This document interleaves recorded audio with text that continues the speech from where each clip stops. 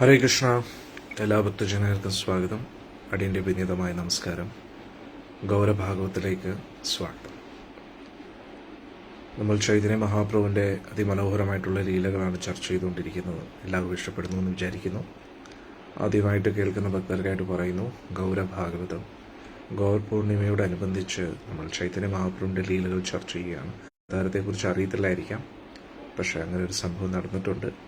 അത് ഹിസ്റ്ററി ബുക്സിലും പറയുന്നുണ്ട്, മോഡേൺ ഹിസ്റ്ററിയിലും പറയുന്നുണ്ട്. അങ്ങനെ ഒരു വളരെ ശ്രേഷ്ഠനായിട്ടുള്ള ഒരു ആചാര്യൻ വന്നതായിട്ട് പറയുന്നുണ്ട്. ഭഗവാൻ ഒരു ഹരേ കൃഷ്ണ, ഇടയ്ക്ക് ഇൻ്റർനെറ്റ് കട്ടായി, ക്ഷമിക്കണം. അപ്പോൾ 500 വർഷങ്ങൾക്ക് മുമ്പേ ഭഗവാന്റെ ഒരു അവതാരം ചൈതന്യ മഹാപ്രഭു ബംഗാൾ പ്രദേശത്ത് വന്നു. ആ അവതാരത്തെക്കുറിച്ചാണ് നമ്മൾ പഠിക്കുന്നത്. നമ്മൾ മലയാളികൾക്ക് ആദ്യമായിട്ട് കേൾക്കുന്ന പല കഥകളുമായിരിക്കും നമ്മൾ ചർച്ച ചെയ്യുന്നത്. അത് ഊഹാപോഹങ്ങളല്ല, കെട്ടുകഥകളുമല്ല, ആധികാരികമായിട്ടുള്ള ഗുരുശിഷ്യ പരമ്പരയിലൂടെ ലഭിക്കുന്ന അറിവുകളാണ്. അത് യാഥാർത്ഥ്യമാണോ അല്ലയോ എന്ന് നിങ്ങൾക്കത് കേൾക്കുമ്പോൾ തന്നെ മനസ്സിലാക്കും കഴിയും. ശ്രദ്ധയോടുകൂടി ഭഗവാന്റെ ഈ ചരിതം കേൾക്കുമ്പോൾ തന്നെ നിങ്ങൾക്ക് ഉള്ളിൻ്റെ ഉള്ളിൽ നിന്ന് ഒരു ആനന്ദം അനുഭവിക്കാൻ കഴിയും. ശ്രീമദ് ഭാഗവതം കേൾക്കുമ്പോൾ, ഭഗവാന്റെ ലീലകൾ കേൾക്കുമ്പോൾ എന്ത് ആനന്ദമാണ് ലഭിക്കുന്നത്, അതേ ആനന്ദം, ഒരു പക്ഷെ അതേക്കാട്ടിയും കൂടുതൽ ആനന്ദം നിങ്ങൾക്ക് അനുഭവിക്കാൻ കഴിയും. അല്ലേ? കമൻസിലിടും ഇതുവരെ കേട്ടവരുടെ എന്തായിരുന്നു അനുഭവങ്ങൾ. ചൈതന്യ മഹാപ്രഭുവിൻ്റെ ലീലകൾ കേട്ടപ്പോൾ നിങ്ങൾക്ക് എന്ത് അനുഭൂതിയാണ് ലഭിച്ചതെന്ന് നിങ്ങൾ കമൻസിലിടും. ഇപ്പോൾ 14-ാം തീയതി ഗൗർ പൂർണിമയാണ്. ചൈതന്യ മഹാപ്രഭു അവതരിച്ച ദിവസമാണ്. ആ ദിവസത്തിന് മുന്നോടിയായി ഭഗവാന്റെ ലീലകൾ നമ്മളിങ്ങനെ ചർച്ച ചെയ്തുകൊണ്ടിരിക്കുകയാണ്. ഏകദേശം ആ ലീലകൾ തീരാറായി, അവസാന ഘട്ടത്തിലേക്ക് നമ്മൾ കടക്കുകയാണ്. പക്ഷേ ഭഗവാന്റെ ലീലകൾ അനന്തമാണ്. എത്ര പറഞ്ഞാലും തീരത്തില്ല. അനന്തമായിട്ട് ഭഗവാന്റെ ലീലകൾ ഇങ്ങനെയുണ്ടെന്നുള്ളത് അത് പല പല ഗ്രന്ഥങ്ങളിലായിട്ട് എഴുതിയിട്ടുണ്ട്. അതിലേറ്റവും പ്രധാനപ്പെട്ട ഗ്രന്ഥം ചൈതന്യ ചരിതാമൃതമാണ്. അതിലാണ് കൂടുതൽ തത്വങ്ങളും ചർച്ച ചെയ്യപ്പെടുന്നത്. പിന്നെ ചൈതന്യ മംഗളുണ്ട്, ചൈതന്യ ഭാഗവതമുണ്ട്, ശ്രീകൃഷ്ണ ചൈതന്യ ചരിതം, അങ്ങനെ പല പല ഗ്രന്ഥങ്ങളുണ്ട്.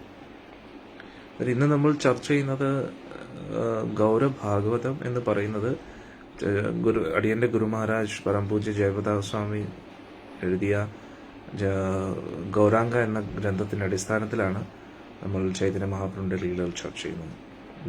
ഇതുവരെ ചർച്ച ചെയ്ത് എല്ലാവർക്കും ഇഷ്ടപ്പെട്ടു എന്ന് വിചാരിക്കുന്നു. കമൻസിൽ ഇടൂ നിങ്ങളുടെ എങ്ങനെ ഉണ്ടായിരുന്നു ഗൗരഭാഗവതം. ശ്രീകൃഷ്ണ ഭഗവാന്റെ ലീലകൾ കേൾക്കുന്നതിനെക്കാട്ടി ആനന്ദം നിങ്ങൾക്ക് ലഭിക്കുന്നില്ലേ? കാരണം എന്തുകൊണ്ടാണ്? നമ്മൾ ആ ഒരു പരമ്പരയിൽ വരുന്നു പ്രധാനമായിട്ടും. പിന്നെ അതേ ഭഗവാന്റെ കാരുണ്യത്താലാണ് നമ്മൾക്ക് എല്ലാവർക്കും ഭക്തിയിൽ വരാൻ കഴിഞ്ഞത്. പിന്നെ ശ്രീകൃഷ്ണ ഭഗവാനെക്കാട്ടിയും കൂടുതൽ കാരുണ്യമാണ് ശ്രീകൃഷ്ണ ഭഗവാൻ ചൈതന്യ മഹാപ്രഭുവിന്റെ രൂപത്തിൽ വരുമ്പോൾ. കാരണം ശ്രീമതി രാധാറാണിയും കൂടെ ചേർന്നിട്ട് വരുന്നതാണ്. ശ്രീമതി രാധാറാണിയുടെ ഭാവത്തിലാണ് ശ്രീകൃഷ്ണ ഭഗവാൻ വരുന്നത്. അങ്ങനെ വളരെ രസകരമായിട്ടുള്ള ലീലകളാണ്. ഗദാധർ പണ്ഡിതന്റെ ഒരു ലീല നമ്മൾ ഇന്നലെ പഠിച്ചു. ഗദാധർ പണ്ഡിത് സാക്ഷാൽ ശ്രീമതി രാധാറാണിയാണ്. സാധാരണ ഭഗവാൻ കൃഷ്ണന്റെ ലീലയിൽ, ശ്രീകൃഷ്ണ ഭഗവാന്റെ ലീലകളിൽ രാധാറാണിക്ക് ഒരിക്കലും ബലരാമസ്വാമിയെ കാണാനോ സംസാരിക്കാനോ കഴിയില്ല. കാരണം ഒരു ശ്രീകൃഷ്ണ ഭഗവാനുമായിട്ടുള്ളത് ഒരു രഹസ്യബന്ധമാണല്ലോ. അന്നേരം അതേ രാധാറാണിയാണ് ഗദാധർ പണ്ഡിതായിട്ട് വരുന്നത്. എന്നിട്ട് അതേ ബലരാമസ്വാമിന് നിത്യാംപ്രൂവായിട്ട് വരുന്നു.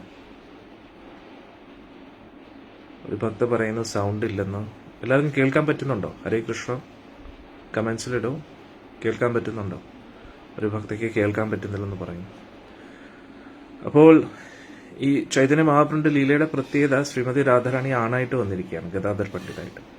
അന്നേരം ശ്രീകൃഷ്ണ ലീലയിൽ നിത്യാംപ്രൂവായിട്ട് ബലരാമസ്വാമിയായിട്ട് കാണാനോ സംസാരിക്കാനോ ഒന്നും കഴിയില്ല. കാരണം ശ്രീകൃഷ്ണ ഭഗവാനുമായിട്ടുള്ള ബന്ധം രഹസ്യബന്ധമാണ്. അതുകൊണ്ട് ചൈതന്യ മഹാപ്രഭുവിന്റെ ലീലയിൽ നിത്യാംപ്രഭുവും ഗദാധർ പണ്ഡിതും കണ്ടുമുട്ടുന്നതും അവർ ഭഗവാനെക്കുറിച്ച് ചർച്ച ചെയ്യുന്നതും ഭക്തിപരമായിട്ടുള്ള ചർച്ചകൾ ചെയ്യുന്നതും ഒക്കെ നമുക്ക് കാണാൻ കഴിയും.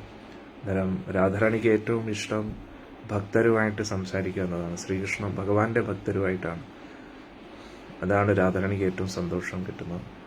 അങ്ങനെ പല ലീലകൾ നമ്മൾ ഇന്നലെ കണ്ടു. രാധാറാണി എങ്ങനെയാണ് ഗോപിനാഥ ക്ഷേത്രത്തിലാണ് ഗദാധർ പണ്ഡിത് എപ്പോഴും ഇരുന്നിരുന്നത്, ജഗന്നാഥ്പുരിയിൽ.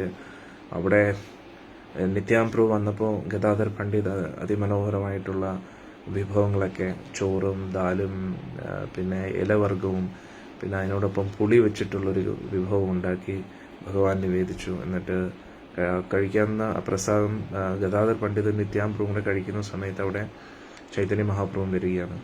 ചൈതന്യ മഹാപ്രഭു എന്നോട് പറയാം, നിങ്ങൾ രണ്ടുപേരും കൂടെ കഴിക്കുകയാണല്ലേ, എന്നാലും ഞാൻ എത്തേണ്ട സമയത്ത് എത്തും പറഞ്ഞ് ഭഗവാനും കൂടെ അവിടെ വന്നിരുന്ന് 3 പേരും കൂടെ പ്രസാദം കഴിക്കുകയാണ്.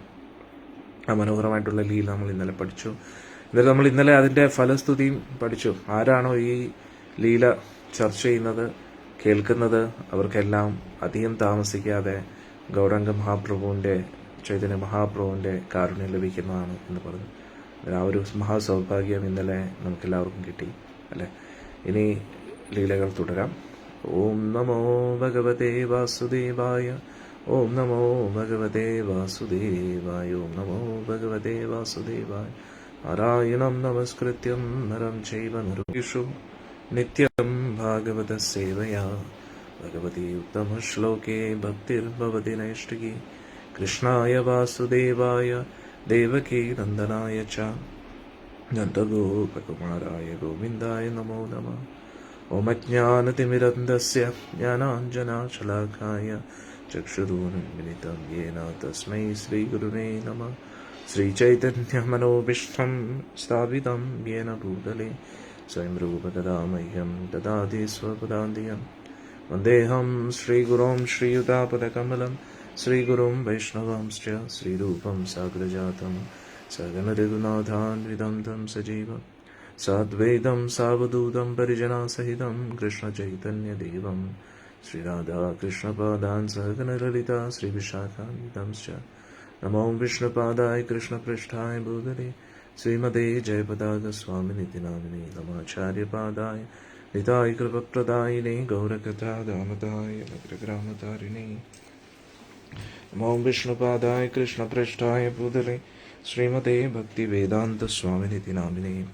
നമസ്തേ സാരസ്വതേ ദേവേ ഗൗരവാണി പ്രചാരിണേ നിർവിശേഷശൂന്യവാദി പാശ്ചാത്യദേശധാരിണേ. നമോ വിഷ്ണുപാദായ കൃഷ്ണപൃഷ്ഠായ ഭൂതലേ ശ്രീമതേ ഭക്തിസിദ്ധാന്ത സരസ്വതീ നാമിനേ. ശ്രീഭാഷവാദഭി ദേവി ദേദായ കൃപാബ്ദേ കൃഷ്ണസംബന്ധ വിജ്ഞാന ദായിനേ പ്രഭവേ നമഃ. മാധുര്യോജ്വല പ്രേമാഢ്യ ശ്രീരൂപാനുഗഭക്തിദ ശ്രീഗൗരകരുണാശക്തി വിഗ്രഹായ നമോസ്തുതേ. നമസ്തേ ഗൗരവാണി ശ്രീമൂർത്തേ ദീനതാരിണി രൂപാനുഗവൃതസിദ്ധാന്തദന്താരിണി. നമോ ഗൗരകിശോരായ സാക്ഷാത് വൈരാഗ്യമൂർത്തയേ വിപ്രലംബരസാംഭൂതേ പാദാംബുജായതേ നമഃ. നമോ ഭക്തിവിനോദായ സച്ചിദാനന്ദനാമിനേ ഗൗരശക്തിസ്വരൂപായ രൂപാനുഗവരായ തേ ഗൗരാവിർഭാവമേ സ്വം നിർദ്ദിഷ്ട സജ്ജനപ്രിയ വൈഷ്ണവ സർവഭൗമ ശ്രീജഗന്നാഥായ തേ നമഃ. നമോ മഹാവദന്യായ കൃഷ്ണപ്രേമപ്രദായ തേ കൃഷ്ണായ കൃഷ്ണചൈതന്യ നാമിനേ ഗൗരത്വിസേ നമഃ. പഞ്ചതത്വാത്മകം കൃഷ്ണം ഭക്തരൂപസ്വരൂപകം ഭക്താവതാരം ഭക്താഖ്യം നമാമി ഭക്തശക്തികം.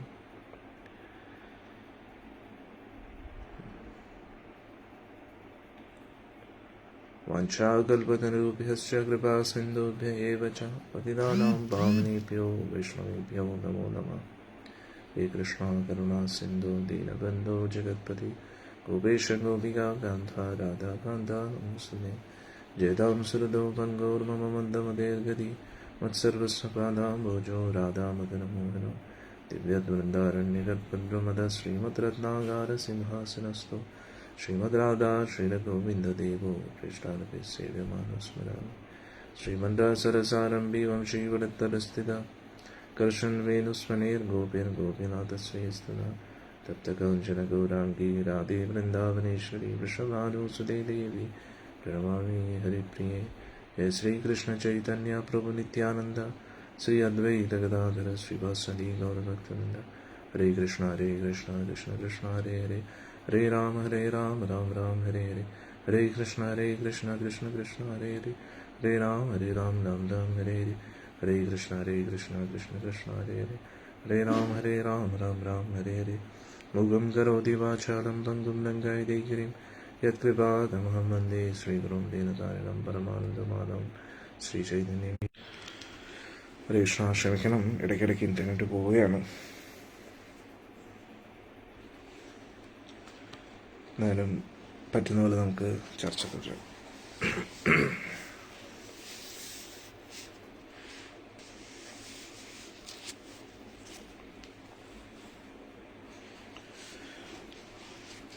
ഭഗവാൻ ജഗന്നാഥ്പുരിയിൽ നിന്നും വൃന്ദാവനത്തിലേക്ക് പോകാൻ തീരുമാനിക്കുകയാണ്.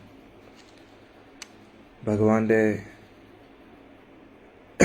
സേവകരായ സ്വരൂപ് ദാമോദരനോടും രാമാനന്ദ റായരോടും ഭഗവാൻ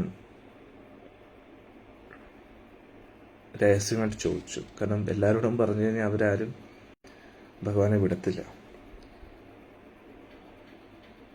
ചൈതന്യ മഹാപ്രഭു പറഞ്ഞു, ഞാൻ നാളെ പുലർച്ചെ തന്നെ ആരും അറിയാതെ കാട്ടിൻ്റെ ഉള്ളിലൂടെ വൃന്ദാവനത്തിലേക്ക് ഒറ്റയ്ക്ക് പോവുമായിരിക്കും. ഞാൻ ആരെയും എൻ്റെ കൂട്ടത്തിൽ കൊണ്ടുപോകുന്നില്ല.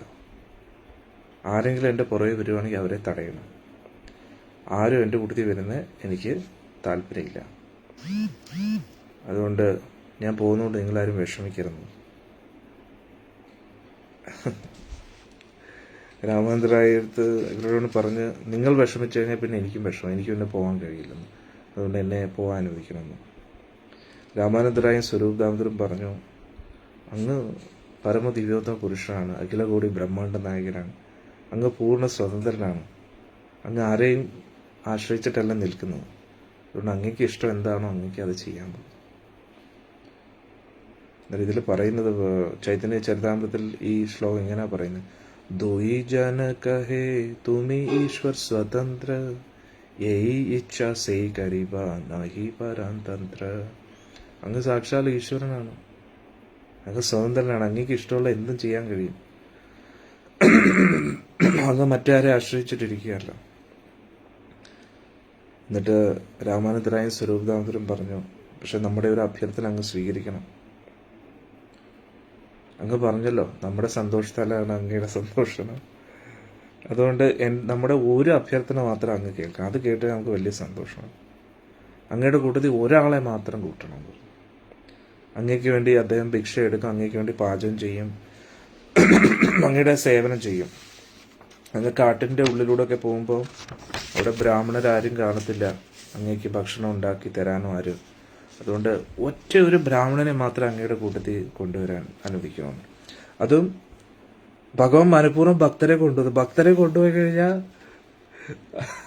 അവര് ഭഗവാനോടുള്ള ഭക്തിഭാവം കാരണം ഭഗവാനെ എല്ലാത്തിലും തടയും. ഭഗവാൻ അങ്ങ് ഫ്രീ ആയിട്ട്. അതുകൊണ്ട് ഭക്തനല്ലാത്ത ഒരു ബ്രാഹ്മണനെയാണ് കൊണ്ടുപോകുന്നത്.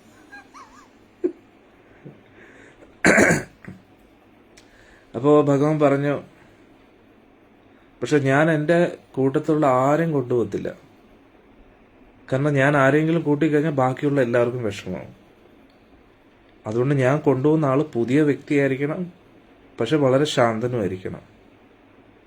അങ്ങനെ ആരെങ്കിലും നിങ്ങൾക്ക് കിട്ടുവാണെങ്കിൽ ഞാൻ അവരെ കൊണ്ടുപോകാന്ന് പറഞ്ഞു. അങ്ങനെ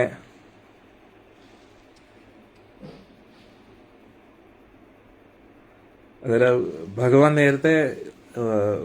നേരത്തെ ഒരു പുതിയൊരു ഭക്തനെ ഇതേപോലെ കൊണ്ടുവരണം, കാല കൃഷ്ണദാസ് എന്ന് പറഞ്ഞ. അങ്ങനെ നമ്മുടെ കേരളത്തിൽ വെച്ചിട്ടായിരുന്നു ആ പ്രശ്നം നടന്നത്. ഒരു കൂട്ടം കൊള്ളക്കാരന്മാര് കൈവശം കൊടുത്ത് ഭഗവാന്റെ സേവകനെ കൈവശത്താക്കുമായിരുന്നു. പിന്നെ ആളുടെ മോചിപ്പിക്കാൻ ഭഗവാൻ കുറെ ബുദ്ധിമുട്ടി എന്ന് പറഞ്ഞാൽ ഭഗവാനെ അടിക്കാനൊക്കെ വന്ന് ഭഗവാന്റെ ശക്തി കൊണ്ട് അവർക്കൊന്നും ചെയ്യാൻ കഴിച്ചില്ല, എല്ലാവരും മരിച്ചു. അന്നേരം അങ്ങനെ കുറച്ച് ബുദ്ധിമുട്ടുകൾ ഭഗവാൻ നേരിട്ടിരുന്നു. അതുകൊണ്ട് ഭഗവാൻ പറഞ്ഞു, ഇപ്രാവശ്യം അങ്ങനത്തെ പരിപാടിയൊന്നുമില്ല, വളരെ പാവപ്പെട്ട ഒരു ബ്രാഹ്മണനെയാണ് എനിക്ക് എൻ്റെ മനസ്സൊന്നും ചഞ്ചലപ്പെടാത്ത ആളിനെ പറഞ്ഞു. ഇതിൽ നിന്ന് നമ്മൾ മനസ്സിലാക്കേണ്ടത്, മനസ്സ് ശാന്തമല്ലെങ്കിൽ വികാരങ്ങൾക്ക് നമ്മൾ അടിമപ്പെടും. അന്നേരം ഒന്ന് ആലോചിച്ച് നോക്കണം, സാക്ഷാൽ ചൈതന്യ മഹാപ്രഭുവിന്റെ ആശ്രയത്തിലിരുന്നിട്ടും ലളിത മാതാജി ഇന്ന് ഗുരുകുലം ക്ലാസ് കുട്ടികൾക്ക് ചൈതന്യ മഹാപ്രഭുവിന്റെ ലീലകൾ തന്നെ കേൾക്കാമെന്ന് വിചാരിക്കുന്നു കേട്ടോ. എല്ലാ കുട്ടികളോടും ഇത് കേൾക്കാൻ പറയും കേട്ടോ, 7 മണി മുതൽ.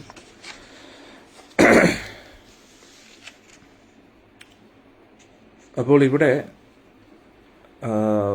ചൈതന്യ മഹാപ്രഭുവിന്റെ സാന്നിധ്യത്തിൽ ഇരുന്നിട്ടും ഒരു ജീവാത്മാവ് ഭൗതിക സുഖത്തിനെ കൊതിച്ചു പോവുകയാണ്. അതുകൊണ്ട് എത്ര ക്രിട്ടിക്കലാണെന്ന് നമ്മൾ മനസ്സിലാക്കണം. അത് നമ്മുടെ ഇന്ദ്രിയങ്ങളെ നമ്മൾ നിയന്ത്രിക്കണം. നമ്മൾ സാക്ഷാൽ ഭഗവാന്റെ കൂട്ടത്തിലാണെങ്കിൽ പോലും മായാതി വളരെ ശക്തമാണ്. അതുകൊണ്ട് നമ്മുടെ ഉള്ളിൻ്റെ ഉള്ളിൽ നിന്ന് ഉറയ്ക്കണം, ഭഗവാന്റെ സേവനത്തിൽ ഏർപ്പെടണമെന്ന്. അതാണ് നമ്മൾ മനസ്സിലാക്കേണ്ടത്. നമ്മുടെ ഉള്ളിലെ തീരുമാനങ്ങൾ ഉറച്ചതല്ല എങ്കിൽ നമ്മൾ ഭഗവാന് പോലും നമ്മളെ രക്ഷപ്പെടുത്താൻ കഴിയില്ല എന്ന് നമ്മൾ മനസ്സിലാക്കണം. ഭഗവാന് രക്ഷപ്പെടുത്താൻ കഴിയില്ല എന്നല്ല, പക്ഷെ നമ്മൾ അത്രത്തോളം തീവ്രമായിട്ട് ആസ്വാദനത്തിനെ ആഗ്രഹിക്കുകയാണെങ്കിൽ ഭഗവാൻ എന്ത് ചെയ്യാൻ കഴിയും? ഭഗവാനെ നിസ്സഹായനായിട്ട് നോക്കി നിൽക്കുകയല്ലേ പറ്റൂ. ഭഗവാനും ഭഗവാന്റെ പാർശ്വത്തിനും എപ്പോഴും നമ്മളെ സഹായിക്കാൻ ആഗ്രഹിക്കുകയാണ്. പക്ഷേ നമ്മൾ ആ ആസ്വാദനത്തിൻ്റെ മഹത്വം മനസ്സിലാക്കുന്നില്ല എങ്കിൽ, നമ്മളതിനെ ചൂഷണം ചെയ്യാൻ നോക്കുകയാണെങ്കിൽ ഭഗവാനൊന്നും ചെയ്യാൻ കഴിയില്ല. നമ്മളൊരിക്കലും ഭഗവാനെയോ ഭഗവാന്റെ പാർശ്വതരെയോ നിസ്സാരമായിട്ട് കാണരുത്. അവർക്കെല്ലാം പതനം സംഭവിക്കും. അതുകൊണ്ട് ഭഗവാൻ തീരുമാനിച്ചു, ക്ഷമിക്കും, കഴിഞ്ഞ പ്രാവശ്യത്തെ പോലെ സംഭവം വേണ്ട, ഞാനിപ്പോൾ പ്രാവശ്യം വൃന്ദാവനത്തിൽ പോവുകയാണ്, അതുകൊണ്ട് മനസ്സ് ചഞ്ചലപ്പെടാത്ത ഒരു ഭക്തനെയാണ് വിടേണ്ടതെന്ന് പറഞ്ഞു.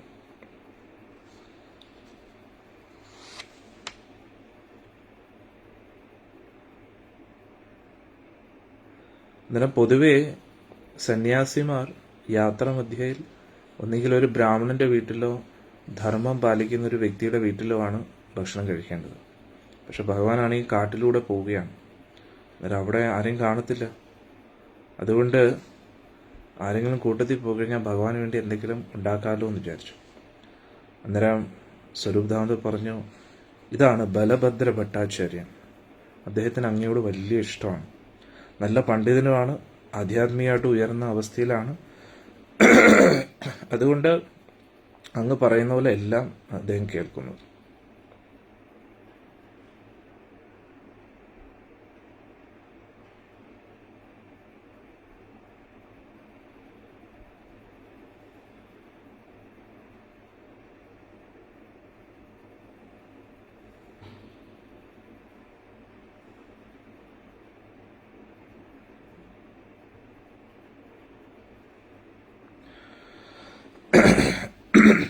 ഇവിടെ പറയുന്നു, ഈ ബലഭദ്ര ഭട്ടാചാര്യൻ നല്ല ശാസ്ത്രമൊക്കെ പഠിച്ചിട്ടുണ്ട്, കൃഷ്ണാവബോധത്തിൽ പുരോഗമിച്ച ഭക്തനും കൂടെയാണ്. അതുകൊണ്ട് എല്ലാം കൊണ്ടും അദ്ദേഹം അങ്ങേക്ക് വലിയ ഉപകാരപ്രദമായിരിക്കും. അദ്ദേഹം ഒരു സാധുവാണെന്നും പറയുന്നു. അന്നേരം സാധു എന്ന വാക്കിന്റെ അർത്ഥം ഗുരു മഹാരാജ് ഇവിടെ പറയുന്നു, സാധു എന്ന വാക്കിന്റെ അർത്ഥം ഉള്ളിൽ വേറൊന്ന് പുറത്ത് വേറൊന്ന് അങ്ങനെ ഇല്ലാത്ത വ്യക്തിയാണ് സാധു എന്ന് പറയുന്നത്. മനസ്സിലായില്ലേ? സാധുവിന്റെ ലക്ഷണം എന്ന് പറഞ്ഞാൽ ഉള്ളിൽ എന്താണോ അതേപോലെ തന്നെ ആയിരിക്കും പുറത്ത്. പുറമേ വളരെ മധുരമായിട്ട് പെരുമാറുന്നു, പക്ഷെ ഉള്ളിൽ ആസുരിക ചിന്താഗതി വെക്കുന്നു, അത് സാധുവല്ല, ഭക്തനല്ലെന്ന്. ഇവിടെ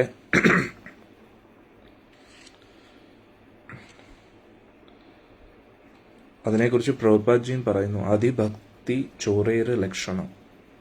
അതായത് ഒരുപാട് ഓവറായിട്ട് പുറമേ ഭക്തി കാണിക്കുന്നു, ഉള്ളിൻ്റെ ഉള്ളിൽ നിന്ന് അത്രത്തോളം ഇല്ല എങ്കിൽ അത് കള്ളന്മാരുടെ ലക്ഷണമെന്ന് പ്രഭുപാദ്ജി പറയുന്നു. ഇത് അങ്ങനെയുള്ളൊരു ഭക്തനല്ല, യഥാർത്ഥ ഉള്ളിൻ്റെ ഉള്ളിൽ വളരെ സീരിയസ് ആയിട്ടുള്ള ഒരു ഭക്തനാണ്. ചൈതന്യ മഹാപ്രഭു സ്വരൂപ് ദാമോദറിന്റെ ആ ഒരു അഭ്യർത്ഥന സ്വീകരിച്ചു. ബലഭദ്ര ഭട്ടാചാര്യൻ ഭഗവാന്റെ തൃപ്പാദത്തിലേക്ക് നമസ്കരിച്ചു. എന്നിട്ട് കൃഷ്ണപ്രേമം ലഭിക്കാനുള്ള അനുഗ്രഹം കൊടുക്കുക. ചൈതന്യ മഹാപ്രഭു ജഗന്നാഥപുരി പോയി ജഗന്നാഥനെ കണ്ടു. എന്നിട്ട് ജഗന്നാഥിൻ്റെ അനുവാദത്തോടു കൂടി അവിടുന്ന് പോവുകയാണ്.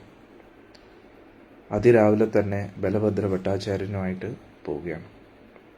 പിറ്റേ ദിവസം ഭഗവാനെ കാണാൻ പറ്റാത്തതുകൊണ്ട് എല്ലാവരും ഗൗരാംഗ ഗൗരാംഗ ഗൗരാംഗ, ചൈതന്യ മഹാപ്രഭു എവിടെ, ചൈതന്യ മഹാപ്രഭു എവിടെ എന്ന് പറഞ്ഞ് എല്ലാവരും ഓടി അന്വേഷിക്കുകയാണ്. അന്നേരം അവരെല്ലാവരും ഓടി അന്വേഷിച്ചപ്പോഴത്തേക്ക് സ്വരൂപ് ദാമോദർ ഭഗവാന്റെ പേഴ്സണൽ സേവകനായിരുന്നു. അന്നേരം പറഞ്ഞു, നിങ്ങൾ വിഷമിക്കണ്ട, ചൈതന്യ മഹാപ്രഭു ഒരു സ്ഥലത്ത് പോയിരിക്കുകയാണ്. ഇനിയുള്ള സംഭവങ്ങൾ ഭയങ്കര രസമാണ് കേട്ടോ, എല്ലാവരും കേൾക്കും. വളരെ ഇൻട്രസ്റ്റിംഗ് ആണ് ഇനിയുള്ള മഹാപ്രഭുവിൻ്റെ ലീല. ഭഗവാൻ ഉൾക്കാട്ടിലേക്ക് പ്രവേശിച്ചു. കാട്ടിലേക്ക് പോയി പോയി ഭഗവാന്റെ നാമം ജപിച്ചുകൊണ്ട് ഇങ്ങനെ ഹരേ കൃഷ്ണ കൃഷ്ണ കൃഷ്ണ ഹരേ ഹരേ ഹരേ രാം രാം രാം ഹരേ ഇങ്ങനെ ജപിച്ച് ചൈതന്യ മഹാപ്രഭു പോവുകയാണ്. അങ്ങനെ സാക്ഷാൽ അഖിലകോടി ബ്രഹ്മാണ്ഡ നായകൻ ഉൾക്കാട്ടിലൂടെ പോവുകയാണ്. ആ കാട് നിറച്ച് പുലികളും ആനകളും കാണ്ടാമൃഗങ്ങളും കരടികളും അവരുടെ ഇടയിൽ കൂടെയാണ് ഭഗവാൻ പോകുന്നത്. ബലഭദ്ര ഭട്ടാചാര്യൻ അവരെ കാണുമ്പോഴേ ഭയം തോന്നുകയാണ്. പക്ഷെ ചൈതന്യ മഹാപ്രഭുവിന്റെ സാന്നിധ്യത്താൽ ആ ഭയം എങ്ങനെയോ മാറി. അങ്ങനെ ഭഗവാൻ പോകുന്ന സമയത്ത് തന്നെ അവർക്കെല്ലാം കൃഷ്ണപ്രേമം ലഭിച്ചു. ആർക്ക്? പുലികൾക്കും മൃഗങ്ങൾക്കും എല്ലാവർക്കും കൃഷ്ണപ്രേമം ലഭിച്ചു. ഒരിക്കൽ ഭഗവാൻ നടക്കുന്നതിൻ്റെ ഇടയിൽ തന്നെ നടുക്ക് തന്നെ ഒരു പുലി കിടക്കുകയാണ്. ഭഗവാൻ സ്നേഹത്തോടു കൂടി ആ പുലിയെ ഒന്ന് കാല് വെച്ചൊന്ന് തൊട്ടു. എന്നിട്ട് പറഞ്ഞു, ഹരേ കൃഷ്ണ ജപിക്കടാന്ന് പറഞ്ഞു.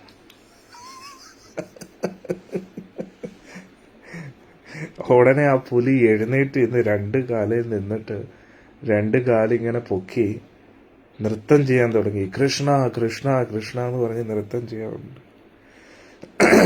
വേറൊരു ദിവസം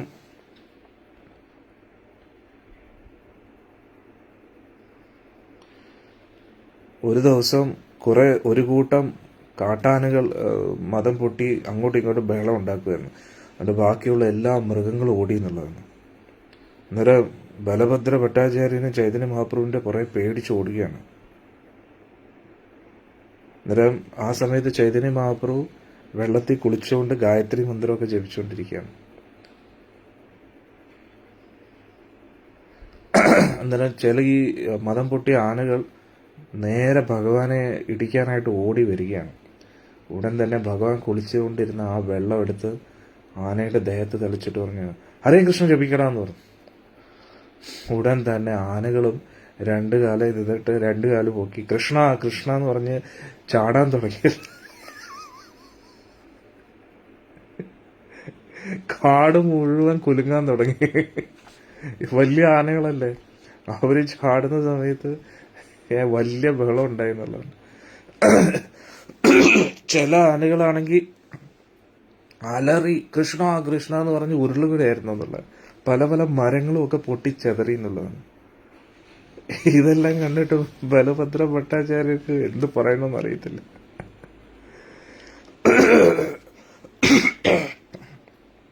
ചില സമയത്ത് ചൈതന്യ മഹാപ്രഭു കാട്ടിലൂടെ ഇങ്ങനെ ഹരേ കൃഷ്ണ കൃഷ്ണ കൃഷ്ണ ഹരേ ഹരേ ഹരേ രാം രാം രാം ഹരേ ഹരേ ഇങ്ങനെ ജപിച്ചുകൊണ്ട് പോകും. ആ സമയത്ത് ചില മാനുകളൊക്കെ വന്നിട്ട് ഭഗവാന്റെ പാദത്തിൽ ഇങ്ങനെ നക്കിക്കൊണ്ടിരിക്കുന്നു. ഇങ്ങനെ ഭഗവാന്റെ മധുരമായിട്ടുള്ളൊരു ശബ്ദം കേട്ടിട്ട് എത്രയോ മാൻകൂട്ടങ്ങൾ ഓടി വന്നിട്ട് ഭഗവാന്റെ പുറകെ നടക്കുകയാണ്. അത് കണ്ടപ്പോൾ ബലഭദ്ര ഭട്ടാചാര്യർക്ക് കൃഷ്ണലീല ഓർമ്മ വന്നു. ഭഗവാന്റെ ഓടക്കുഴൽ നാഥൻ ശബ്ദം കേട്ടിട്ട് പശുക്കളെല്ലാവരും ഒത്തുകൂടുന്ന പോലെ മാൻപേടകളെല്ലാവരും മഹാപ്രഭുവിന്റെ ശബ്ദം കേട്ടിട്ട് കൂട്ടത്തിൽ കൂടുകയെന്നുള്ളു. എന്നിട്ട് ഭഗവാൻ ശ്രീമദ് ഭാഗവത്തിൽ നിന്ന് ഒരു ശ്ലോകം ഉരുവിടുകയാണ്. അത് കേൾക്കാൻ വളരെ തീവ്ര ഇച്ഛയോടുകൂടി ഒരു മാൻ ചെവി ഇങ്ങനെ കൂർപ്പിച്ച് ഭഗവാന്റെ അടുത്തേക്ക് വരികയാണ്. എന്നിട്ട് അവരെല്ലാവർക്കും തോന്നുകയാണ്, ഇതാരാണ്, ഇത് നമുക്ക് പരിചയമുള്ളൊരു വ്യക്തിയാണല്ലോ എന്ന് പറഞ്ഞ് എല്ലാവരും ഇങ്ങനെ അടുത്തോട്ട് വരികയാണ്. അന്നേരം ചൈതന്യ മഹാപ്രഭു വീണ്ടും ഉൾക്കാട്ടിലേക്ക് പോകുമ്പോൾ ഒരുപാട് പുലികൾ വന്നു. എന്നിട്ട് മാൻപേടകളും വന്നു. പക്ഷെ ഒരു മാനിനെ പോലും ആ പുലികളൊന്നും ആക്രമിച്ചില്ലെന്നാണ്. അന്നേരം പുലികളും മാനുകളെയൊക്കെ കണ്ടപ്പോൾ ചൈതന്യ മഹാപ്രഭുവിന് വൃന്ദാവനത്തിനെ കുറിച്ച് വർണ്ണിക്കുന്ന ഒരു ശ്ലോകം ഓർമ്മ വന്നു. അത് വർണ്ണിക്കാൻ തുടങ്ങി. വൃന്ദാവനം ഭഗവാൻ കൃഷ്ണന്റെ ഏറ്റവും പ്രിയപ്പെട്ട സ്ഥലമാണ്. അവിടെ വിശപ്പില്ല, ക്രോധമില്ല, ദാഹമില്ല. അവിടെ സാധാരണ രീതിയിൽ ഈ ഭൗതിക ലോകത്തിലുള്ള എല്ലാവർക്കും അങ്ങോട്ടും ഇങ്ങോട്ടും പകയും വിദ്വേഷവും അസൂയൊക്കെ ഉണ്ടെങ്കിലും അവിടെ മനുഷ്യർക്കോ മൃഗങ്ങൾക്കോ ഒരിക്കലും തമ്മി വൈരമില്ല. അവരെപ്പോഴും ആധ്യാത്മിക സൗഹൃദത്തിലാണെന്ന് ഈ ശ്ലോകം ഉരുവിട്ടു. അതിനുശേഷം ചൈതന്യ മഹാപ്രഭു എല്ലാവരും ഹരേ കൃഷ്ണ ജപിക്കാൻ പറഞ്ഞു. ഉടൻ തന്നെ പുലികളും മാൻപേടകളും ഉറക്കെ നാമം ജപിക്കാൻ തുടങ്ങി. ഇത് കണ്ടിട്ട് ബലഭദ്ര ഭട്ടാചാര്യർക്ക് എന്ത് ചെയ്യണമെന്നറിയില്ല. ബലഭദ്ര ഭട്ടാചാര്യ ബോധം കെട്ട് വീണു. പുലികളും മാനുകളും തമ്മി കെട്ടിപ്പിടിക്കാൻ തുടങ്ങി. അവർക്ക് എല്ലാവരോടും തമ്മി സ്നേഹമായി. ഇതെല്ലാം കണ്ടിട്ട് ചൈതന്യ മഹാപ്രഭു ചിരിക്കാൻ തുടങ്ങി. എന്നിട്ട് ഭഗവാൻ വീണ്ടും യാത്ര തുടർന്നു. പല പല പക്ഷികളും മയിലുകളും അരയന്നങ്ങളും ചൈതന്യ മഹാപ്രഭുവിനെ കണ്ടിട്ട് ഭഗവാന്റെ പുറകെ പിന്തുടരുകയാണ്. നൃത്തം ചെയ്ത് കീർത്തനം ചെയ്ത് അവർക്കെല്ലാം കൃഷ്ണപ്രേമം ലഭിച്ചു. ഭഗവാൻ ഉറക്കെ ഹരിബോൾ എന്ന് പറഞ്ഞപ്പോൾ മരങ്ങളും ചെടികൾക്കും എല്ലാം രോമാഞ്ചം ലഭിച്ചു എന്നാണ്. ഹരേ കൃഷ്ണ. ഇവിടെ ശ്രീല പ്രഭുപാദജി പറയുന്നു, ഹരേ കൃഷ്ണ മഹാമന്ത്രം എന്ന് പറഞ്ഞാൽ വളരെ ശക്തമാണ്. മരങ്ങൾക്കും ചെടികൾക്കും പുൽച്ചെടികൾക്ക് പോലും മോക്ഷം ലഭിക്കുന്നത്. മൃഗങ്ങളെക്കുറിച്ചും മനുഷ്യരെക്കുറിച്ചും എന്ത് പറയാനാണ്?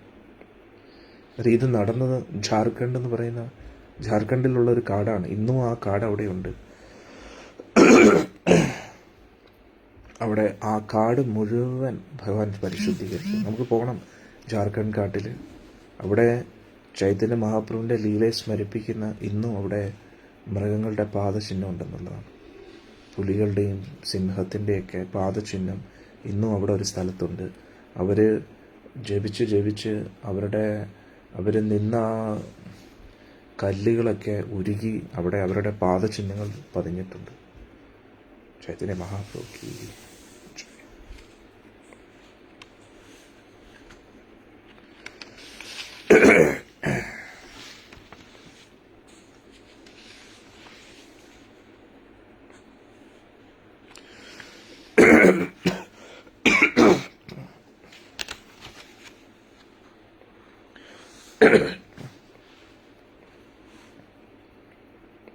നമുക്ക് ചർച്ച തുടരാം.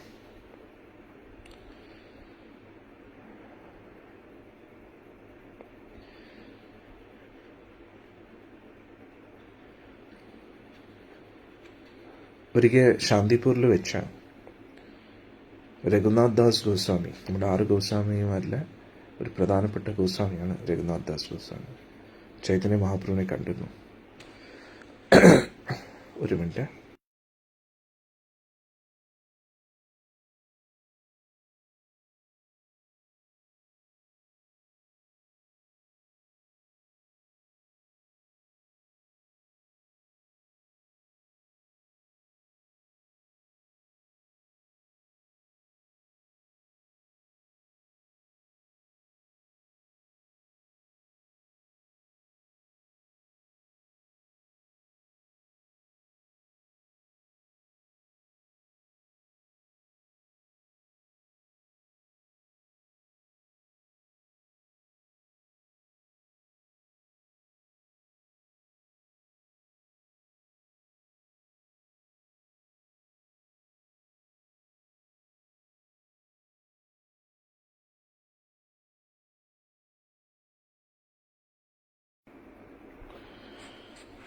ഒരിക്കൽ രഘുനാഥ് ദാസ് ഗോസ്വാമി, അതായത് അദ്ദേഹം എല്ലാം ഉപേക്ഷിച്ച് ഭഗവാന്റെ പ്രചരണത്തിൽ ഭാഗമാകുന്നതിന് മുമ്പായിട്ട് രഘുനാഥ് ദാസ് ഗോസ്വാമി ഗൃഹസ്ഥാശ്രമത്തിലായിരുന്നു. അപ്പോൾ ഒരിക്കൽ രഘുനാഥ് ദാസ് ഗോസ്വാമി ചൈതന്യ മഹാപ്രഭുവിനെ കാണാൻ വന്നു. എന്നിട്ട് പറഞ്ഞു, ഭഗവാനെ, എനിക്കെൻ്റെ കുടുംബജീവിതം എല്ലാം ഉപേക്ഷിച്ച് പൂർണ്ണമായിട്ടും അങ്ങയുടെ സേവനത്തിൽ ഏർപ്പെടണമെന്നുണ്ട്. അപ്പോൾ ഉടനെ ഭഗവാൻ പറഞ്ഞു, നീ കുടുംബ പ്രാരാബ്ദങ്ങളെ ഉപേക്ഷിക്കണമെന്ന് ഞാൻ പറയത്തില്ല. കാരണം നീ ചെയ്യുന്ന പോലെ ചിലപ്പം പല വ്യക്തികളും അനുകരിക്കാൻ ശ്രമിക്കും. ഇതിനെ മർക്കട വൈരാഗ്യം എന്നാണ് പറയുന്നത്. മർക്കട വൈരാഗ്യം എന്ന് പറഞ്ഞാൽ പുറമെ എല്ലാം ഉപേക്ഷിക്കുന്നു, പക്ഷെ ഉള്ളിൻ്റെ ഉള്ളിൽ ആസക്തികൾ സൂക്ഷിക്കുന്നു.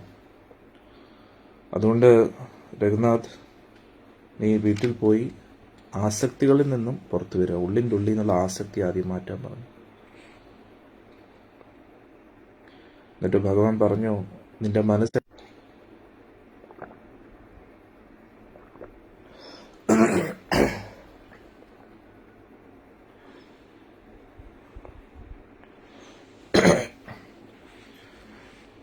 ക്ഷമിക്കണം. അപ്പോൾ രഘുനാഥ് ദാസ് ഗോസ്വാമി അടുത്ത് പറഞ്ഞു, അദ്ദേഹം വലിയൊരു പ്രമാണിയുടെ മകനായിരുന്നു. നിന്റെ മനസ്സ് എപ്പോഴും കൃഷ്ണനിൽ നിറയ്ക്കുക, ആസക്തി ഇല്ലാതെ നീ കർത്തവ്യങ്ങളൊക്കെ ചെയ്യുക, അപ്പോൾ എല്ലാം ഉപേക്ഷിച്ച് വരാൻ ഭഗവാൻ ഒരു അവസരം നൽകുമെന്ന് പറഞ്ഞു. അതിലൂടെ നിന്റെ അച്ഛനമ്മമാർക്കും നിന്നോടുള്ള ഭയം, അതായത് നീ എല്ലാം ഉപേക്ഷിച്ചിട്ട് വരുമോ എന്നുള്ളൊരു ഭയം മാറുമെന്ന് പറഞ്ഞു. അന്നേരം രഘുനാഥ് ദാസ് ഗോസ്വാമിയുടെ അച്ഛനും ബന്ധുക്കളും എല്ലാം വലിയ പ്രമാണിമാരായിരുന്നു. അവരെല്ലാം രാജാവിന് വേണ്ടി ടാക്സ് കളക്ട് ചെയ്യുന്ന വ്യക്തികളായിരുന്നു.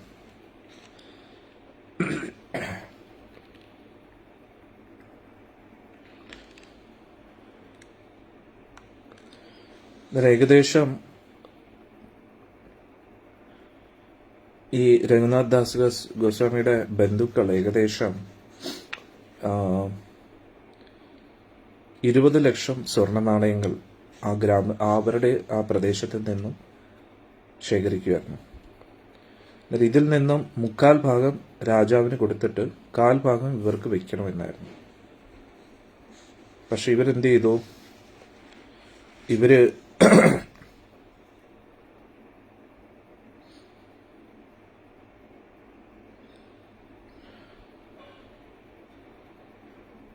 12 ലക്ഷം രാജാവിന് കൊടുത്തു, 8 ലക്ഷം സ്വർണ്ണ നാണയങ്ങൾ ഇവരുടെ വെച്ചു.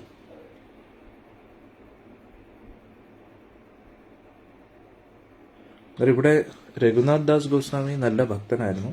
പക്ഷെ അദ്ദേഹത്തിന്റെ അച്ഛനും മറ്റു ബന്ധുക്കളും ഒന്നും പരിശുദ്ധ ഭക്തിയിലേക്ക് എത്തിയിട്ടില്ല. അവരും ഭക്തരായിരുന്നു. അങ്ങനെ അവരെ പിടിക്കപ്പെട്ടു.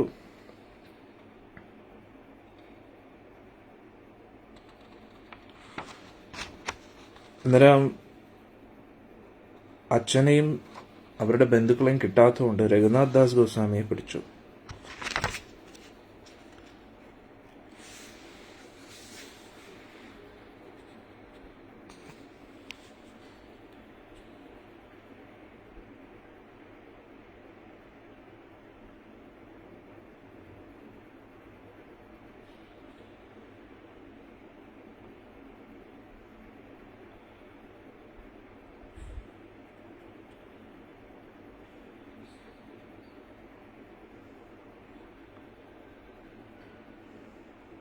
ഞാൻ പറഞ്ഞു വന്നത്, രഘുനാഥ് ദാസ് ഗോസ്വാമിക്ക് അവിടെ മരണം വരെ സംഭവിക്കാനുള്ള സാധ്യതയുണ്ടായിരുന്നു. പക്ഷെ ആ രഘുനാഥ് ദാസ് ഗോസ്വാമി വളരെ അത്ഭുതകരമായിട്ട് അവിടുന്ന് രക്ഷപ്പെടുകയാണ്. അങ്ങനെ ആ പ്രശ്നം എങ്ങനെയൊക്കെയോ പരിഹരിക്കപ്പെടുകയാണ്. രഘുനാഥ് ദാസ് ഗോസ്വാമി കേട്ടു ചൈതന്യ മഹാപ്രഭു ജഗന്നാഥ്പുരിയിലേക്ക് തിരിച്ചെത്തിയെന്ന്. എങ്ങനെയെങ്കിലും ഇവിടുന്ന് ഓടാൻ വേണ്ടി തീരുമാനിച്ചു. പക്ഷെ വീണ്ടും അച്ഛൻ്റെ ആൾക്കാർ രഘുനാഥ് ദാസ് ഗോസ്വാമി പിടിക്കുകയാണ്. അപ്പോൾ രഘുനാഥ് ഗോസ്വാമിയുടെ അമ്മ പറഞ്ഞു, നമ്മുടെ മോൻ എന്താ പ്രശ്നം? എനിക്ക് തോന്നുന്നു അവനെ കെട്ടിയിടണമെന്ന്. അപ്പോൾ അച്ഛൻ പറയുകയാണ്, ഇത്രയും സുന്ദരിയായിട്ടുള്ളൊരു ഭാര്യയുണ്ട്, ഇത്രയും സ്വത്തും സമ്പത്തും ഒക്കെ ഉണ്ട്, ഇതൊന്നും അവനെ കെട്ടാൻ പറ്റുന്നില്ല, പിന്നെയാണ് നമ്മുടെ കയറ്.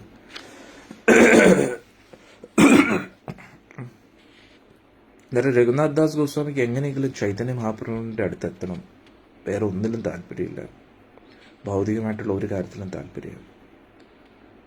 അങ്ങനെ രഘുനാഥ് ദാസ് ഗോസ്വാമിക്ക് ഒരു ഉപായം കിട്ടുകയാണ്. അദ്ദേഹം പാനിഹട്ടിയിൽ പോവുകയാണ്. അവിടെ ഗംഗാതീരത്ത് നിത്യാംപ്രഭു എത്തിയിരിക്കുകയാണ്. ലക്ഷക്കണക്കിന് സേവകരുമായിട്ട് നിത്യാംപ്രഭു അവിടെ എത്തിയിരിക്കുകയാണ്. രഘുനാഥ് ദാസ് ഗോസ്വാമി ഇത് കണ്ടുടൻ തന്നെ ദൂരെ നിന്ന് നിത്യാംപ്രഭുവിനെ നമസ്കരിക്കുകയാണ്. ഉടനെ നിത്യാംപ്രഭു പറഞ്ഞു, കള്ളനെ പോലെ ദൂരേക്ക് അത് അടുത്തു പാടാന്ന് പറഞ്ഞു. നിത്യാംപ്രഭു സാക്ഷാൽ ബലരാമസ്വാമി. അങ്ങനെ രഘുനാഥ് ദാസ് ഗോസ്വാമി തല കുനിച്ച് ഇങ്ങനെ ഭഗവാനെ നമസ്കരിച്ചുകൊണ്ടിരിക്കുകയാണ്. നിത്യാംബ്രുവിൻ്റെ പാദം രഘുനാഥ് ദാസ് സ്വാമിയുടെ തലയിൽ വെച്ചു. എന്നിട്ട് പറഞ്ഞു, രഘുനാഥ്, എൻ്റെ കൂട്ടത്തിലുള്ള പാർഷദരെല്ലാവരും വളരെ വിശന്നിരിക്കുകയാണ്. അതുകൊണ്ട് ഇവർക്കെല്ലാം നീ എത്രയും പെട്ടെന്ന് വലിയൊരു ഭക്ഷണം തയ്യാറാക്കണമെന്ന്. ഇത് കേട്ടപ്പോൾ രഘുനാഥ് ദാസ് സ്വാമി വലിയ സന്തോഷമായി. കാരണം വലിയ കോടീശ്വരനായിരുന്നു രഘുനാഥ് ദാസ് സ്വാമി. അതുകൊണ്ട് ഉടൻ തന്നെ അവലും പഴവർഗ്ഗങ്ങളും തൈരും വെച്ച് വിഭവസമ്പന്നമായിട്ടുള്ള പല പല കാര്യങ്ങളും തയ്യാറാക്കി. അങ്ങനെ ഒരുപാട് പലതരത്തിലുള്ള വിഭവങ്ങൾ ഈ അവലും പഴവർഗ്ഗങ്ങളും തൈരും വെച്ച് തയ്യാറാക്കിയിരുന്നു. രഘുനാഥ് ദാസ് ഗോസ്വാമി മാങ്ങകൾ ശേഖരിച്ചു, ചക്ക, പല പഴങ്ങൾ, തേങ്ങ, എന്തൊക്കെയായിരുന്നോ അപ്പോൾ കിട്ടുന്ന അതെല്ലാം ശേഖരിച്ചു. എന്നിട്ട് വലിയ വലിയ മൺപാത്രങ്ങൾ ശേഖരിച്ചിട്ട് അതെല്ലാം കൂടെ മിക്സ് ചെയ്ത് പല പല തരത്തിലുള്ള വിഭവങ്ങൾ തയ്യാറാക്കി, അവല് കൊണ്ടല്ലോ.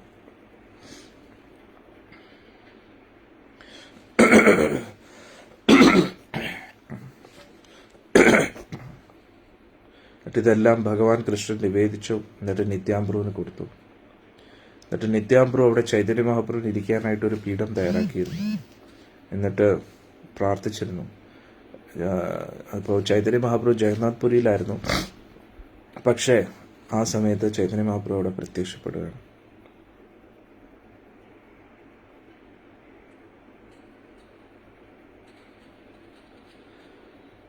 അങ്ങനെ ഒരുപാട് പേര് അവിടെ ഭക്ഷണം കഴിച്ചു. ലക്ഷക്കണക്കിന് ഭഗവാന്റെ പാർഷദരുണ്ട്, അവരെല്ലാവരും കഴിച്ചു.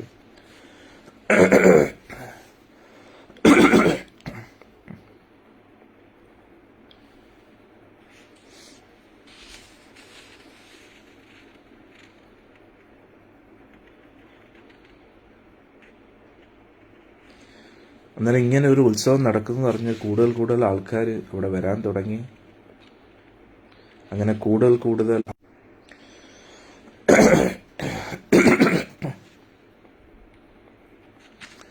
അങ്ങനെ പല ആൾക്കാർ, പാനിഹാട്ടി ഉത്സവം എന്ന് പറഞ്ഞാൽ വലിയൊരു പ്രധാനപ്പെട്ട ഉത്സവമാണ്.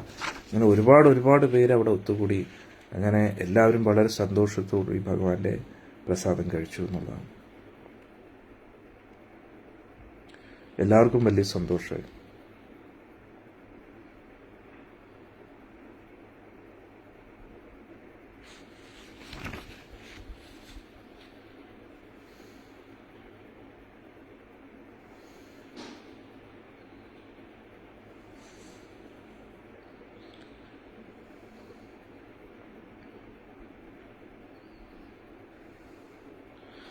ആ സമയത്ത് ചൈതന്യ മഹാപ്രഭു അവിടെ വന്നിരുന്നു. എല്ലാവർക്കും ചൈതന്യ മഹാപ്രഭുവിനെ കാണാൻ കഴിഞ്ഞില്ല, പക്ഷെ നിത്യാംപ്രഭുവിനെ കാണാൻ കഴിഞ്ഞു. അങ്ങനെ അവർ തമ്മിൽ വലിയ സന്തോഷത്തോടു കൂടി ലീലകൾ നടന്നുള്ളൂ.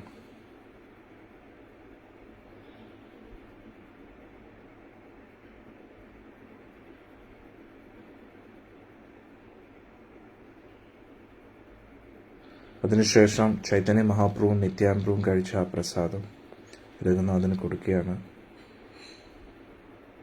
അവർക്കെല്ലാവർക്കും നിത്യാംപ്രഭുവിൻ്റെ കാരുണ്യം കിട്ടി. എന്നിട്ട് നിത്യാംപ്രഭു എല്ലാ ഭക്തരോടും പറഞ്ഞു, രഘുനാഥനെ അനുഗ്രഹിക്കുക, പൂർണ്ണമായിട്ടും ഭൗതിക കെട്ടുബന്ധനങ്ങളിൽ നിന്നും മാറി ഭഗവാന്റെ സേവനത്തിൽ ഏർപ്പെടാൻ അനുഗ്രഹം നിങ്ങളെല്ലാവരും നൽകണമെന്ന് പ്രാർത്ഥിക്കാം. ഇത് നമുക്കെല്ലാവർക്കും ഒരു പാഠമാണ്. ചൈതന്യ മഹാപ്രഭുവിൻ്റെ കാരുണ്യം ഉണ്ടെങ്കിൽ മാത്രമേ നമുക്ക് ഭഗവാന്റെ സേവനത്തിൽ ജീവിതം സമർപ്പിക്കാൻ കഴിയൂ. ചൈതന്യ മഹാപ്രഭുവിൻ്റെ അനുഗ്രഹം നമുക്ക് കിട്ടണമെങ്കിൽ നിത്യാംപ്രഭുവിൻ്റെ അനുഗ്രഹം കിട്ടണം. നിത്യാംപ്രഭുവിൻ്റെ അനുഗ്രഹം കിട്ടണമെങ്കിൽ ഭക്ത കൂട്ടായ്മയുടെ അനുഗ്രഹം കിട്ടണം. എങ്കിൽ മാത്രമേ നമുക്ക് പൂർണ്ണമായിട്ടും ഭഗവാന് വേണ്ടി നമ്മുടെ ജീവിതം സമർപ്പിക്കാൻ കഴിയൂ. അതുകൊണ്ട് ഈ ഗൗർപൂർണിമ വരുന്ന ഗോപൂർണിമ ദിവസങ്ങളിൽ നിങ്ങൾ പ്രാർത്ഥിക്കുക നിത്യാംപ്രഭുവിനോടും ചൈതന്യ മഹാപ്രഭുവിനോടും ഭക്ത കൂട്ടായ്മയിൽ നിന്ന് ഭഗവാന്റെ സേവനം ചെയ്യാൻ കഴിയണേ. അങ്ങനെ ഭക്ത കൂട്ടായ്മയിൽ നിന്ന് സേവനം ചെയ്യുമ്പോഴാണ് ഭക്ത കൂട്ടായ്മയിൽ ഭക്തരുടെ സന്തോഷപ്രകാരം നമ്മൾ ഭഗവാന് വേണ്ടി സേവനം ചെയ്യുമ്പോൾ നിത്യാംബ്രുവിന് സന്തോഷമാണ്. അങ്ങനെ നിത്യാംബ്രു അനുഗ്രഹിക്കുമ്പോൾ ചൈതന്യ മഹാപ്രഭുവിൻ്റെ അനുഗ്രഹം കിട്ടും. അങ്ങനെയായിരിക്കും നമുക്ക് ഭഗവാന്റെ സേവനത്തിൽ ഏർപ്പെടാൻ കഴിയും. അല്ലെങ്കിൽ നമ്മുടെ ജീവിതം എത്ര ജന്മങ്ങൾ കഴിഞ്ഞാലും തിരക്കൊഴിഞ്ഞ് നമുക്കൊരിക്കലും സമയം കാണത്തില്ല നാമം ജപിക്കാനോ ഭഗവാൻ വേണ്ടി എന്തെങ്കിലും ചെയ്യാനോ. അതുകൊണ്ട് നന്നായിട്ട് പ്രാർത്ഥിക്കുക. നമ്മൾ പ്രാർത്ഥിക്കേണ്ട ഒരേ ഒരു കാര്യം, ഭഗവാന്റെ സേവനം ചെയ്യാനുള്ള അവസരം കിട്ടണേ. ഹരേ കൃഷ്ണ ഹരേ കൃഷ്ണ കൃഷ്ണ കൃഷ്ണ ഹരേ ഹരേ ഹരേ രാം രാം രാം ഹരേ ഹരേ. ഈ നാമജപത്തിൻ്റെ അർത്ഥം തന്നെ ഭഗവാനെ എനിക്ക് അങ്ങയുടെ സേവനം ചെയ്യാനുള്ള അവസരം നൽകൂ എന്നാണ് ഈ ഒരു ജപത്തിലൂടെ നമ്മൾ പ്രാർത്ഥിക്കുന്നത്. കാരണം വേറെ എന്തും ഈ ലോകത്ത് കിട്ടാൻ എളുപ്പമാണ്. സമ്പത്ത്, ഏതെങ്കിലും ഒരു സ്ഥാനമാനങ്ങൾ എല്ലാം നമുക്ക് കിട്ടാൻ കഴിയും. പക്ഷേ ഭഗവാന്റെ സേവനം എളുപ്പമല്ല കിട്ടുന്നു. എന്നാലും നമുക്കിപ്പോൾ സേവനം ചെയ്യാൻ തടസ്സം വരുന്നത് എല്ലാം നമ്മുടെ കർമ്മദോഷങ്ങൾ കൊണ്ടാണ്. അറിഞ്ഞോ അറിയാതെയോ നമ്മൾ ചെയ്ത അപരാധങ്ങൾ കാരണമാണ് നമുക്ക് ഭഗവാന്റെ സേവനത്തിൽ എപ്പോഴും ഇരിക്കാനുള്ള അവസരം കിട്ടാത്തത്. അതുകൊണ്ട് യാചിക്കുക, ഭഗവാനോട് പ്രാർത്ഥിക്കുക, ഭഗവാനെ ഭക്ത കൂട്ടായ്മയിൽ നിന്ന് അങ്ങയുടെ സേവനം ചെയ്യാനുള്ള സൗഭാഗ്യം ലഭിക്കണേ. അതാണ് ഏറ്റവും വലിയ കാര്യം.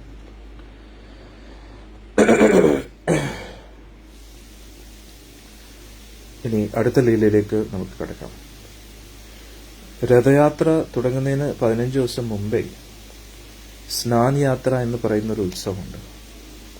സ്നാൻ യാത്രയിൽ ജഗന്നാഥന്റെ അഭിഷേകം നടക്കും. ആ അഭിഷേകം കഴിഞ്ഞു കഴിഞ്ഞാൽ പൊതുവെ ജഗന്നാഥന് കുറച്ച് അസുഖം ബാധിക്കുന്നു എന്നുള്ളൊരു ലീലയാണ്. അന്നേരം ഭഗവാനെ കമ്പിളി പുതപ്പിലൊക്കെ ഇങ്ങനെ മൂടി 15 ദിവസത്തേക്ക് ഭഗവാനെ ആരും കാണത്തില്ല. അങ്ങനെ ഈ ദിവസങ്ങളുടെ ഇടയിൽ ചൈതന്യ മഹാപ്രഭുവിന് ജഗന്നാഥനെ കാണാതെ വലിയ വിഷമമായി. അതുകൊണ്ട് അലാൽനാഥ് എന്ന് പറയുന്ന ഒരു വിഗ്രഹമുണ്ട് ജഗന്നാഥ്പുരിക്ക് കുറച്ച് ദൂരെയായിട്ട്, ഏകദേശം 11 കിലോമീറ്റർ ദൂരെയായിട്ട്. അവിടെയും ഭഗവാന്റെ ഒരു ക്ഷേത്രമാണ്. ഭഗവാൻ ഓടുകയായിരുന്നു, അതിവേഗതയിൽ ഓടുകയാണ്. ബാക്കി കൂട്ടത്തിലുള്ള ഭക്തരും പുറവേ ഓടി. പക്ഷെ ആർക്കും ഭഗവാന്റെ അടുത്തേക്ക് എത്താൻ കഴിയില്ല, അത്രയ്ക്ക് വേഗത്തിൽ ഭഗവാൻ ഓടി. മഹാപ്രഭുവിന്റെ തൊട്ടുപുറകെ നിത്യാംബ്രു ഓടുകയായിരുന്നു. നിത്യാംബ്രുവും ബാക്കി എല്ലാവരെക്കാട്ടി മുമ്പിലായിരുന്നു. അങ്ങനെ ഭഗവാൻ അലാൽനാഥ് ക്ഷേത്രത്തിലേക്ക് എത്തി. ചൈതന്യ മഹാപ്രഭുവിന്റെ ഉള്ളിൽ ഒരു തീ ആളിക്കത്തുകയായിരുന്നു, ഭഗവാനെ കാണാൻ പറ്റാത്തതിന്റെ വിഷമത്താൽ. കൃഷ്ണപ്രേമത്താൽ ഭഗവാൻ ഇങ്ങനെ നിറഞ്ഞു നിൽക്കുകയാണ്. എന്നിട്ട് ഭഗവാനെ കണ്ടുടൻ തന്നെ ബോധം കെട്ട് വീഴുകയാണ്.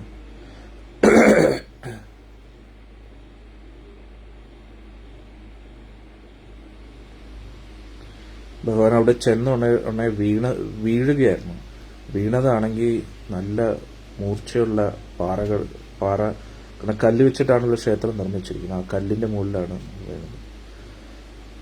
പക്ഷെ ഭഗവാന്റെ ആ പ്രേമം കാരണം, പ്രേമശക്തിയാൽ ആ കല്ലെല്ലാം ഉരുകി എന്നുള്ളതാണ്. ഭഗവാൻ തൊട്ടുടൻ തന്നെ ഇത്രയും മൂർച്ചയേറിയ കല്ലുകളൊക്കെ ഭഗവാന്റെ ആ പ്രേമം കൊണ്ട് ഭഗവാൻ അതിന്റെ മുകളിൽ വീണ ഉടൻ തന്നെ അതെല്ലാം വെള്ളം പോലെ ഒഴുകാൻ തുടങ്ങിയുള്ളൂ.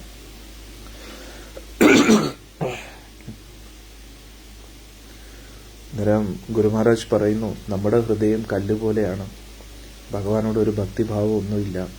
ചൈതന്യ മഹാപ്രഭുവിനോട് പ്രാർത്ഥിക്കുക. അങ്ങ് എങ്ങനെയാണോ അലാൽനാഥ് ക്ഷേത്രത്തിലെ കല്ലുകളെ പോലെ ഉരുക്കിയത്, അതേപോലെ നമ്മുടെ ഹൃദയത്തെ ഉരുക്കി കൃഷ്ണപ്രേമം കൊണ്ട് നിറയ്ക്കണേ ഭഗവാൻ.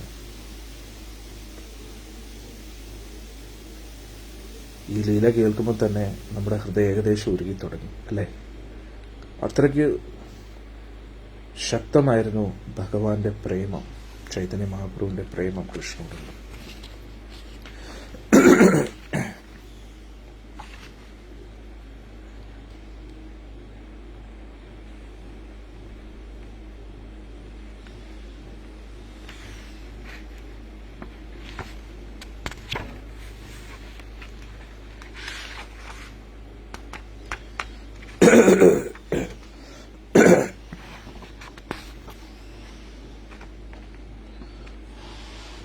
ഇനി ഞാൻ പറയാൻ പോകുന്ന ലീല വളരെ സ്പെഷ്യലാണ്. ഈ ലീല ആരൊക്കെ ശ്രദ്ധിച്ച് കേൾക്കുന്നോ അവരുടെ കോടാനുകോടി ജന്മങ്ങൾ ചെയ്ത പാപം എല്ലാം തീരുന്നതാണ്. എല്ലാം റെഡിയാണോ കേൾക്കാൻ? അതായത് എത്ര വലിയ പാപിയാണെങ്കിലും ഇനി ഞാൻ പറയാൻ പോകുന്ന ലീല കേൾക്കുന്നവർക്ക് അവർക്കെല്ലാം ചൈതന്യ മഹാപ്രഭുവിന്റെ അനുഗ്രഹത്താൽ കൃഷ്ണപ്രേമം ലഭിക്കുന്നതാണ്. പറയണോ? നിങ്ങൾ തന്നെ പറയൂ.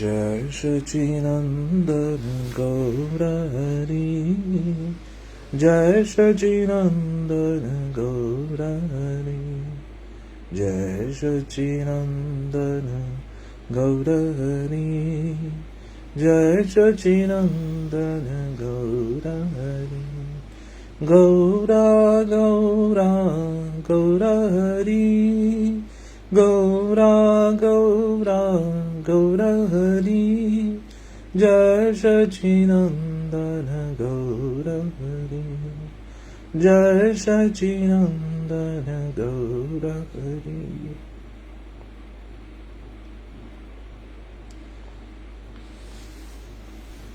എന്തുവായിരിക്കും ഭഗവാൻ അല്ലേ? ജഗന്നാഥിന്റെ വിരഹത്തിൽ ഭഗവാൻ ഓടുകയായിരുന്നു അലാൽനാഥ് ക്ഷേത്രത്തിൽ. അവിടെ ക്ഷേത്രം മുഴുവൻ വലിയ കട്ടിയുള്ള കല്ലുകൾ വെച്ച് നിർമ്മിച്ചിരിക്കുകയാണ്. ഭഗവാൻ ബോധം കെട്ട് വീഴുകയാണ്. അന്നേരം ഭഗവാന്റെ ദേഹം മുഴുവൻ മുറിഞ്ഞേനെ. പക്ഷെ ഭഗവാന്റെ ആ സ്പർശനം ലഭിച്ച ആ നിമിഷം തന്നെ ആ കല്ലുകളൊക്കെ ഉരുകി ഒഴുകാൻ തുടങ്ങിയല്ലോ. ഹരേ കൃഷ്ണ.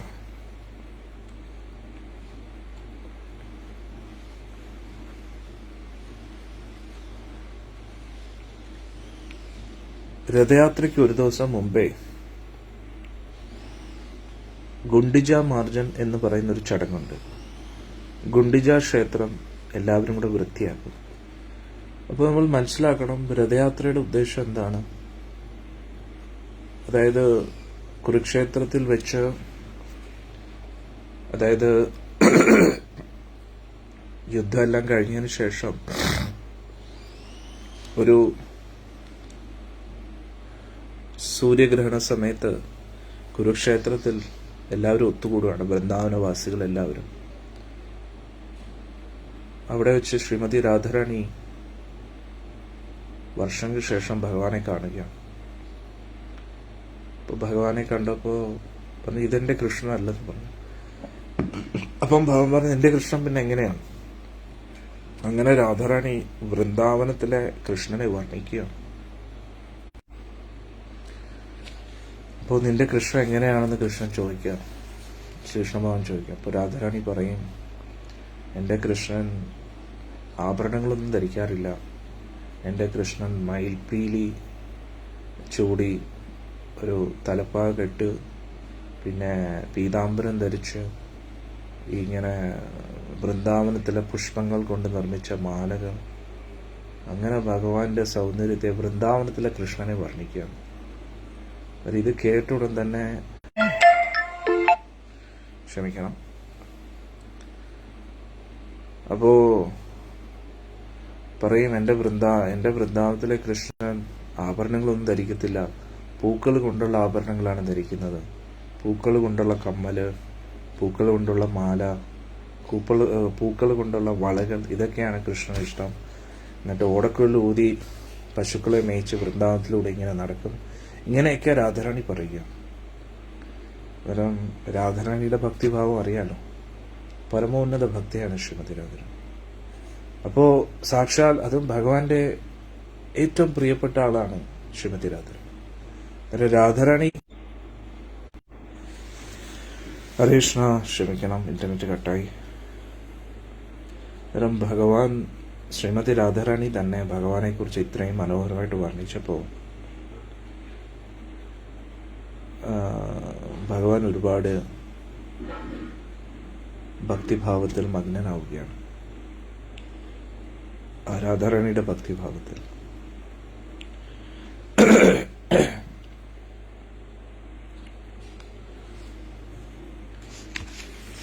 എന്തായാലും കൂടുതൽ ഡീറ്റെയിൽ ആയിട്ട് നമുക്കിന്ന് വൈകിട്ട് ചർച്ച ചെയ്യാമെന്ന് വിചാരിക്കും.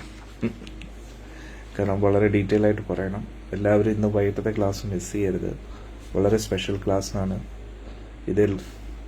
ഇത് പഠിക്കുന്ന എല്ലാവർക്കും കൃഷ്ണപ്രേമം കിട്ടും എന്നതിലൊരു സംശയമില്ല. വൈകിട്ട് നമുക്ക് 6 മണിക്ക് നമുക്കിന്ന് ചർച്ച ചെയ്യാം. ഹരേ കൃഷ്ണ.